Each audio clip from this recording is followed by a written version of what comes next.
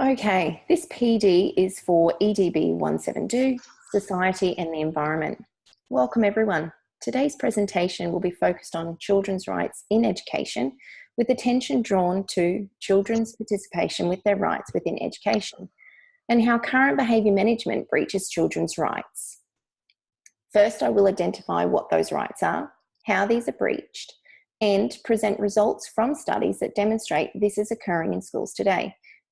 Nikki and Shannon will link this information to participation of children with their rights and analyse the use of behaviour management strategies.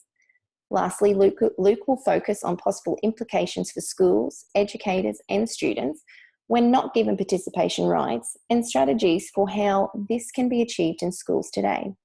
Now, during this session, there will be activities to engage with, so please ensure a pad and pen so you can take notes. Now, to look at children's rights in education, I will first explain what current children's rights are and look like. Now, the United Nations developed the Convention on the Rights of the Child in 1989. This took effect in Australia in 1990.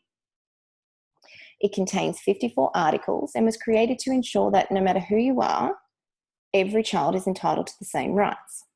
So the Convention has 4 guiding principles. So it's non-discrimination. And these first 42 articles relate specifically to the child. And as I said, that no matter religion, race, or abilities, it's related to every child. It looks at the best interests of the child, ensuring the child's survival and development, as well as participation. Children's rights have changed and progressed over time, and these rights have helped change the way that children are viewed and treated. As once they were seen as small adults, they should now be seen as human beings that they are, with a distinct set of rights instead of passive objects of care.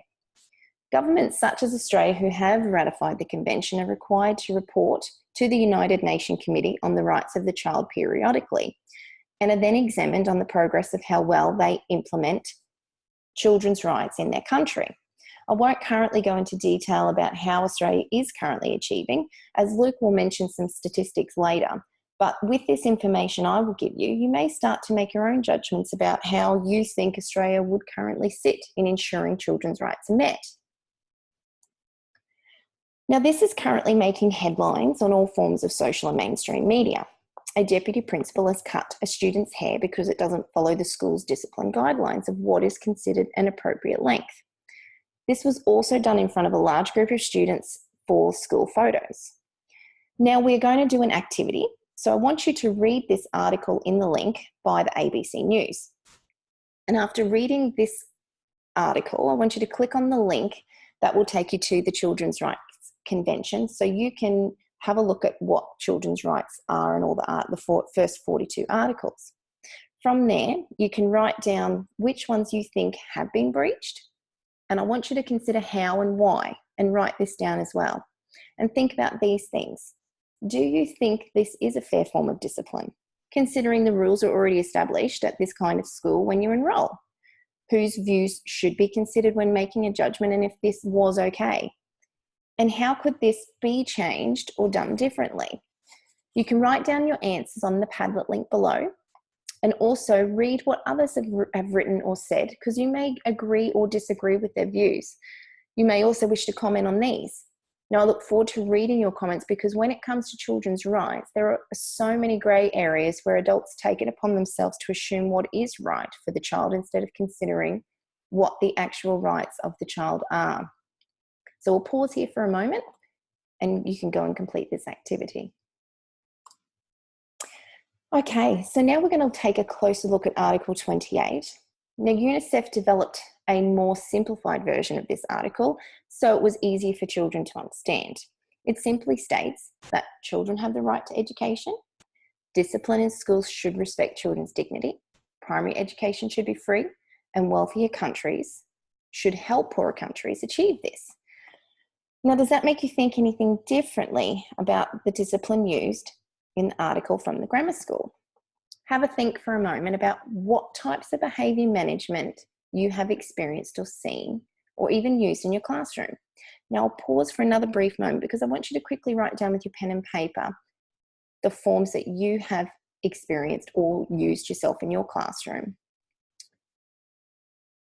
So I came up with a few myself, like timeout, stand up at your desk, no play at lunchtime, detention, suspension, and exclusion.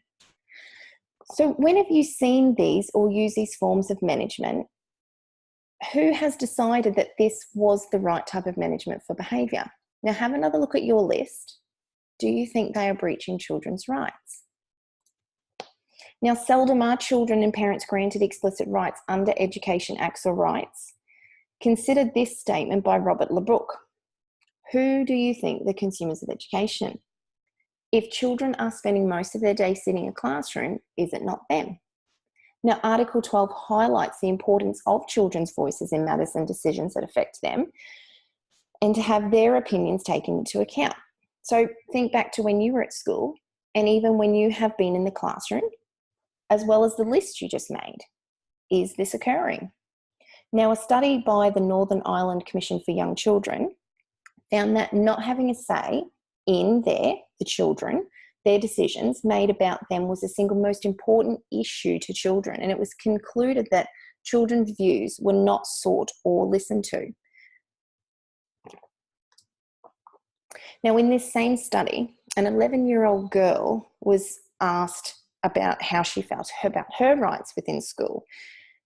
And it just shows when a child says that they are scared to speak their mind because they are might get shouted at, that these reinforce that students are not able to participate in matters that are important to them, but that many breaches against children's rights, and in particular discipline, are happening on a daily basis. So this data was collected by the Department of Education and Training, and it highlights the number of students who had disciplinary absences. So we're going to take a close look at 2016. Now, in that year, over 2,500 students were excluded or had their enrolment cancelled. And on another report in Victoria, their disciplinary absences had risen 25% in the last year. Article 28 states that every child has a right to education. And Article 2, no discrimination of any kind and the protection from punishment. And Article 29, respect for others. If they have been excluded as a form of behaviour management, then how are children's rights being fulfilled? Whose opinions and views are considered when using this form of discipline or any form of discipline? Now, research conducted by Jeffrey Lamount on out-of-school suspension and exclusion found that this type of punishment rarely works and can have adverse effects on the child. So the convention emphasises the need for government action to be directed at the actual lived experiences of the child and states that children should be part of the process regarding decisions that will impact upon their lives. So we can then consider, do children know their rights? Would students really want to be excluded from school or choose that? Now, I go back to the article about the teacher at the grammar school and the list that you created of behaviour management things that you have seen. And I ask you, at what point does the unacceptable become acceptable? So now Nikki and Shannon will take over and examine children's participation rights in more detail.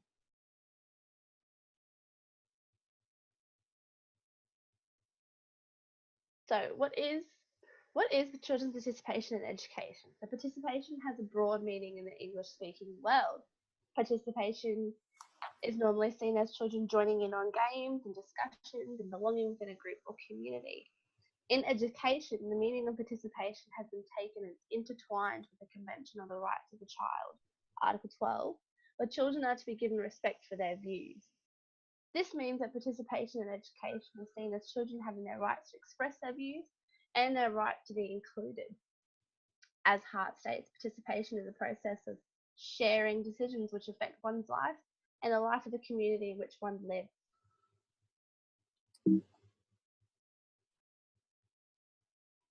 Think back.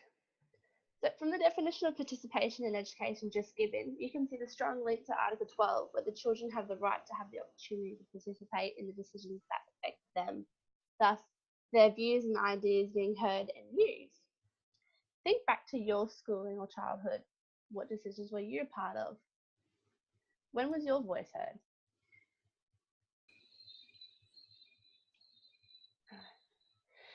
So think back to your school or your childhood. What decisions were you a part of, and when was your voice heard?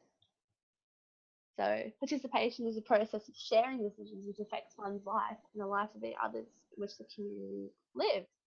Personally, my participation in a community, or as a student, only ever stretched as far as having input onto where to paint a certain mural, the themes of school dances, or the designs of our senior jerseys. My participation as a student in my school community was never focused on anything that had a major effect to my life, such as timetabling, programs offered at school, or what times to access certain resources. My school's idea of child participation was based on tokenistic citizenship. The tokenism is when children are thought to have a right for their choice and their input to be heard, when in fact they have little or restricted ways of communicating and even less of a chance to form their own opinion. So, as Hart states, or he suggests, that tokenism can be seen strongly through children's participation in projects where in the adults' minds they are included in the child's interest, when in reality the child's participation is manipulated in some form.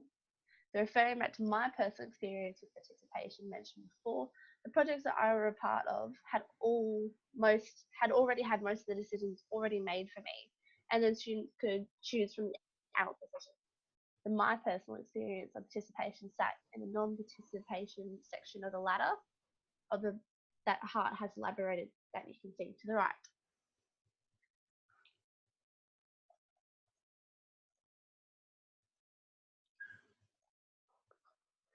So as you can see on the right, the ladder of participation is 8 rungs in 2 sections, a non-participatory section and the degrees of participation. So we're going to look into a few of these, and I'm just going to run through them quickly. But just a warning, there is an activity based on this ladder, and there will be recaps in the Padlet page that you will access for the activity.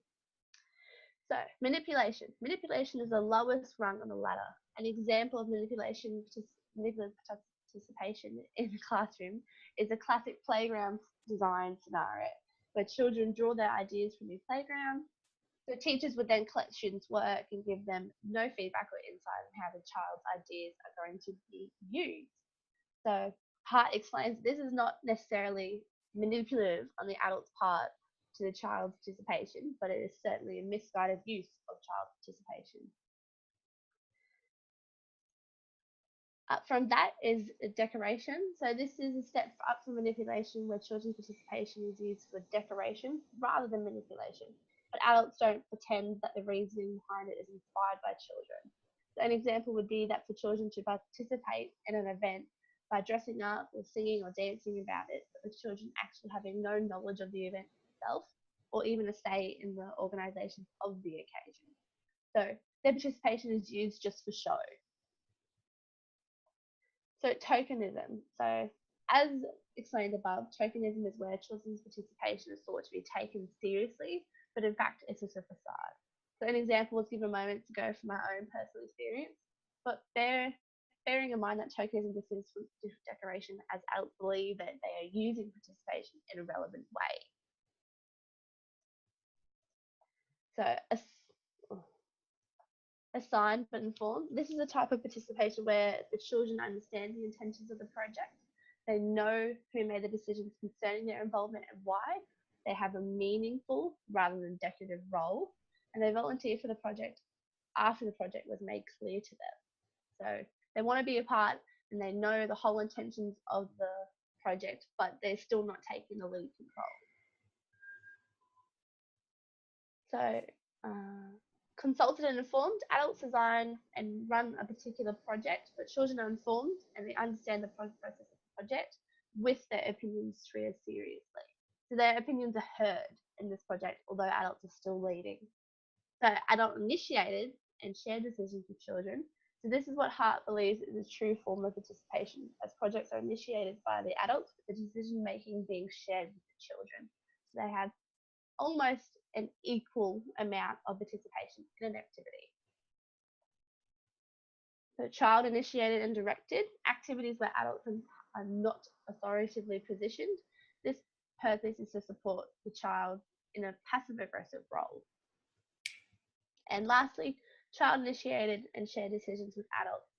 So students and adults have their views valued equally, although Fletcher makes a point that it is the responsibility given to each party depends on the age and maturity of the student. So we would like you to pause this video to complete an activity that will ask you to think about the ladder of participation in your own classroom or previous placement experiences. Think back to your last project or activity that you thought allowed the children to participate and have their decisions taken into account. Where would it fit on the ladder? Why? And if it's not in a non-participatory area, how could you change it to include the children's participation realistically? So reminder, there will be a definitions for all 8 runs on the Padlet, and the link will be provided in the Blackboard page. So the result of tokenism. So as Franklin says, it is proposed 2 reasons as to why children's rights to participation are denied or tokenistic. This is due to the perpetuated views from adults such as children are not capable of making reasoned and informed decisions, or children lack the wisdom born of experience and are prone to make mistakes. So as teachers, this goes against all the frameworks and policies we use to inform our pedagogies and values. These views of children's participation and rights breach Article 12 and 29 of the Convention on the Rights of the Child and oppose numerous intentions and meanings of frameworks and guidelines such as the Early Years Learning Framework, the Melbourne Declaration of Educational Goals for Young Australians, and the Queensland Kindergarten Learning Guidelines, just to name a few. So the EYLF practice an image of the child is contradicted as educators are encouraged to build on children's knowledge, strengths and skills, along with the belief that children are seen to be confident and involved learners. The QKLG has similar principles and practices of the EYLF in recognising and valuing different ways of children knowing, being and learning.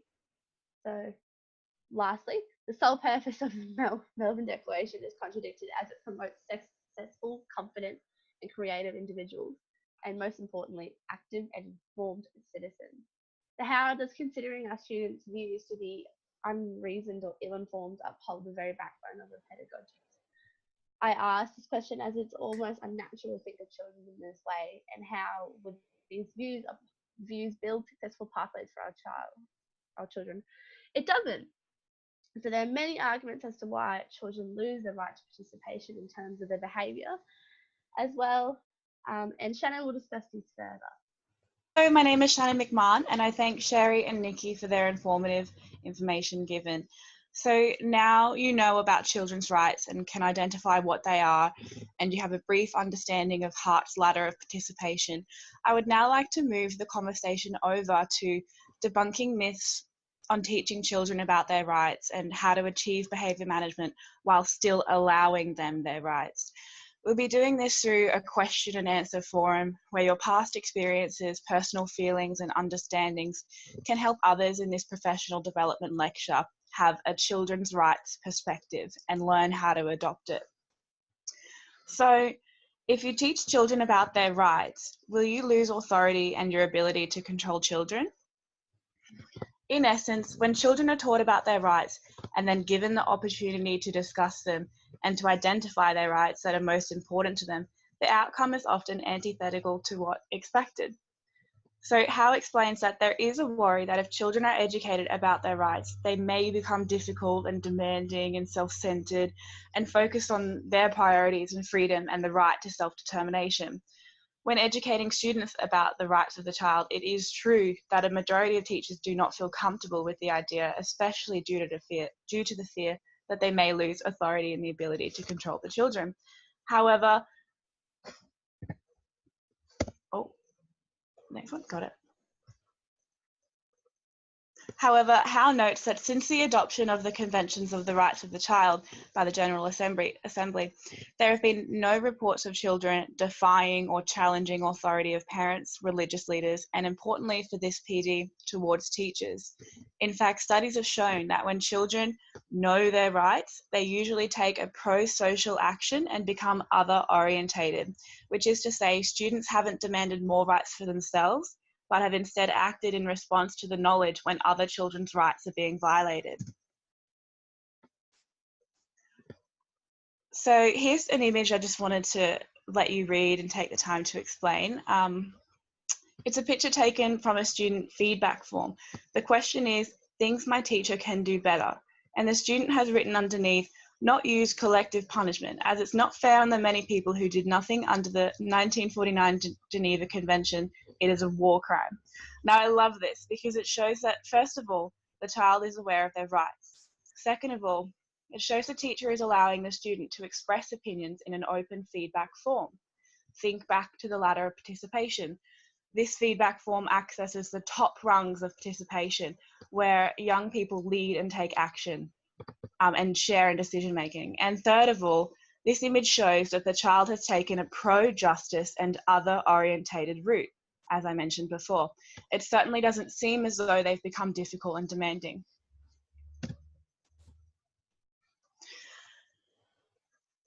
So what really happens when children learn about their rights? Howe outlines that 3 things can happen. Children learn about rights and responsibilities and underlying principles of human rights.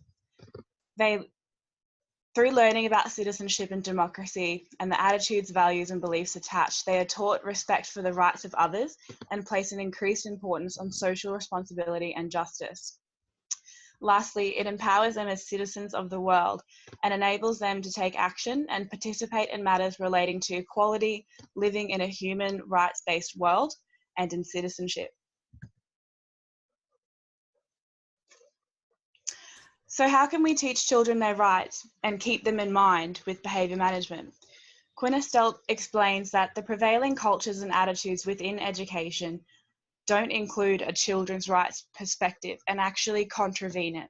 This means that to the core, pedagogical framework and curriculum is underpinned by hierarchical power structures where time, space, bodies, and activities are controlled by adults.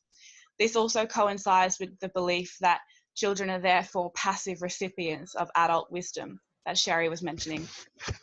So if you could please pause this PD and click the link above to add a comment to the 6 questions posed. It's important to note that these questions are open-ended and designed for debate. The more people who comment their point of view, comments, and professional example, the more beneficial it is and can actually act as a bank of resources. I'll give you the time to click that and do the activity.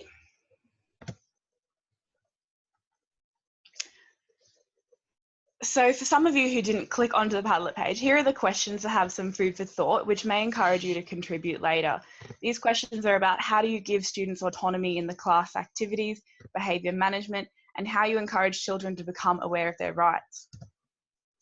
Then the questions lead to what you were surprised to learn with regards to children's rights and what you're still not sure about. There's an interesting article to read on whether behaviour management charts are from the dark side, with a question asking your opinion on using feedback forms with students. Are feedback forms actually tokenism, a form of tokenism? Cute video of me if you want to see that. So to conclude this part, I'd like to take a quick look at what does the academia say about children's rights with behaviour management in mind. It's interesting to note that Rode, Jensen and Revis found that adopting a positive reinforcement behaviour management policy over using negative consequences can actually make sure that the rights of students are not denied, such as going to lunch and accessing bathroom breaks.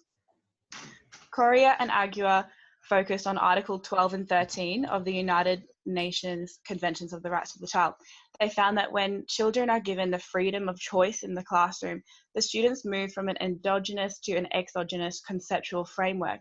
This means they move from reflecting in practice to encompassing contributions from political and social theory. And last of all, Lundy explains, it is the combination of voice and action that lead to genuine participation, inclusion, and belonging.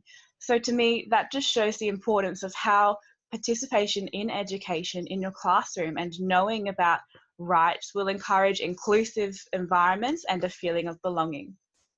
Thank you. My name is Luke. Thank you for Shannon and the rest of my colleagues thus far throughout this PD for the tremendously insightful discussion around the factors and knowledge of children's rights in education. Today, I'll be running you through some of the implications for future educational practice. But first, let's just run through what we've discussed throughout the PD so far. So we've looked at what the children's rights are and the numerous articles that compose them within the Convention of the Rights of the Child. We've looked at how some of these rights are being breached through high rates of exclusion. We've looked at children's participation in education and in relation to the rights, and this was discussed through the use of the ladder of participation. And we've looked at tokenistic participation and why it doesn't really count. Also, the controversy around educating children about their rights and what the consequences of this may be.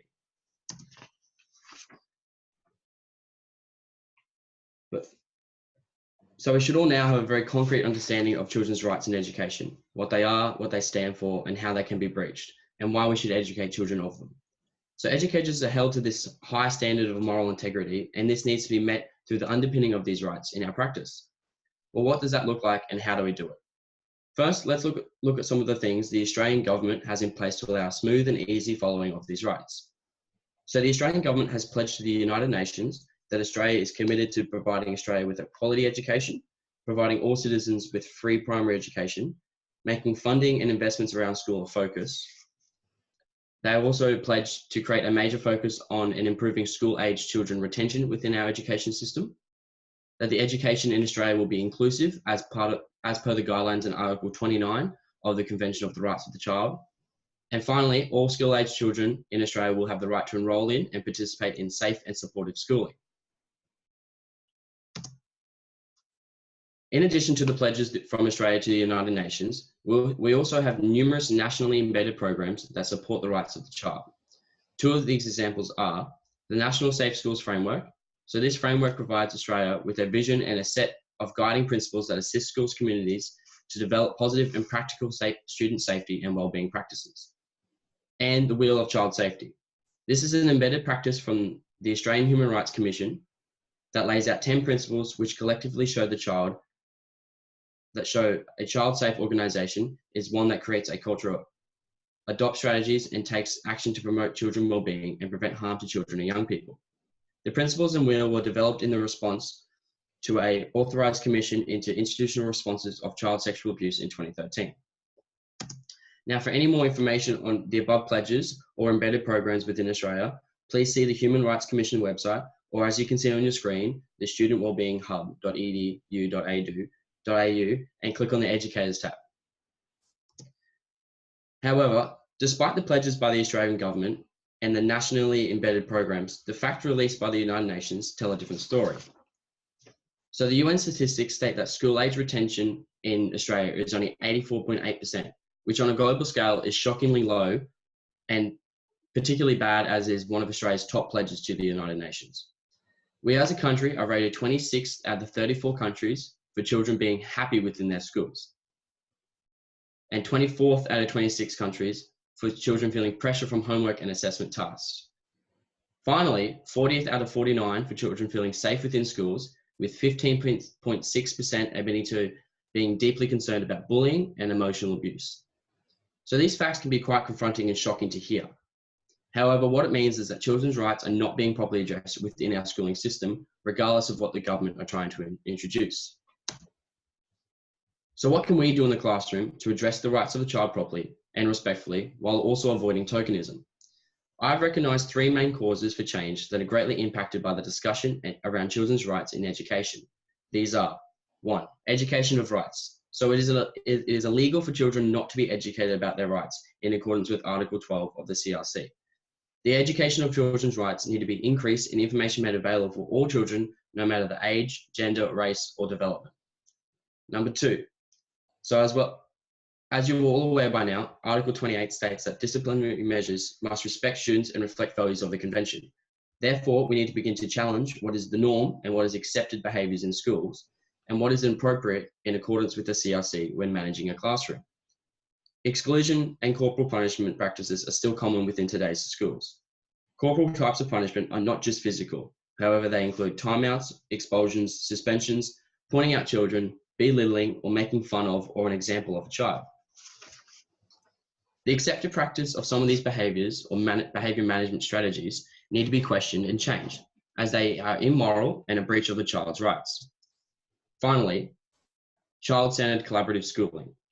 So the rights of the child are required to be closely followed in terms of inclusive education and student active and valued participation in decisions around activities and daily practices. What we currently accept in the terms of a power hierarchy in schools, so the teacher being placed above the students, is not acceptable, and this is another breach of children's rights. Children are required to be given a voice regardless of age, gender, in accordance with Article 12, and regardless of the thought or assumed capacity of the child. So a toddler and a teenager have the same rights to be heard, listened to, and involved in decision-making when it comes to their schooling.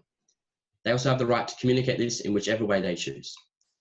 Laura Lundy states there is a need for greater awareness of the fact that respecting children's views is not just a model of good pedagogy, but a legal binding obligation. She continues to say that children's right to express their views is not dependent upon their capacity to express a mature view. However, it is only dependent on the ability for them to form a view. So the theoretical base for change is great, but how do these three elements of reform need to look like within the classroom? So a couple ways we can change the classroom to involve children's rights more is through flexibility. So this goes in for assessment and performance. We as teachers are required to allow students to present information in the way of their choosing. How does the child wish to submit an assessment piece, or on what specific topic? Some students are terrified of public speaking and will not benefit from it and would rather write an extensive essay. The second way we can change our classrooms in order to reform to the rights is changing behaviour management. So there needs to be changes to behavioural norms and what's accepted. Different behaviour management strategies in accordance with the CRC are a must. Removal of exclusion and expulsion and replacing them with better lessons, high quality teaching, and creating interest and relevance to avoid behavioural issues and having to use outdated measures that breach children's rights. Finally, the use of the essential skills for behaviour management is an excellent way to manage classrooms and not be in breach of a child's rights. Finally, the last strategy that we should use within a classroom is implementing voice inclusion practice. So this is making sure children are heard and being made part of the decision if they choose. One example from Jenna's lecture was that in a local school, children were involved in making decisions regarding new teacher hires. The decision did not fall on them, nor was it up to them. However, their input was heard and taken into consideration. After all, they will be spending more time with the teacher than those whom hire him or her. However, it does not need to be this extreme. It can be as simple as asking students when they would prefer to do practical learning or theoretical learning in a HPE setting, or when they would prefer to have time to complete assignment in class. So after listening and taking in all the information from today's PD, I'd like to ask you to complete one more simple activity. Please find one of the articles on your screen and read it.